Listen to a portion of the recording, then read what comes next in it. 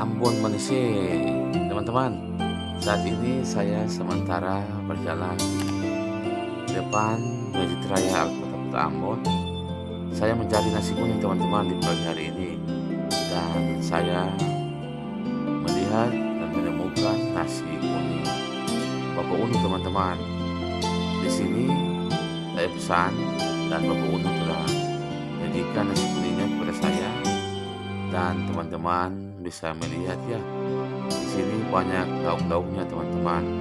Ada telur dadar, telur mata sapi, ada bawang juga teman-teman, dan banyak banyak sekali teman-teman lauknya. Tergantung selera teman-teman ya. Nah, saya sementara makan. Di dalam ini juga ternyata ada yang makan teman-teman untuk menemani saya di pagi hari ini ya. Oke teman-teman.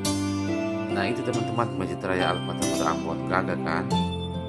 Oke teman-teman, mari kita makan bersama-sama ya. Saat ini saya lagi fokus makan teman-teman, karena mau menikmati enaknya nasi kuning Bapak Unu ini teman-teman. Saya merekomendasi kepada teman-teman semuanya, bagi yang berkunjung di Kota Ambon, jangan lupa menyempatkan waktu ke depan Masjid Raya Kota Ambon.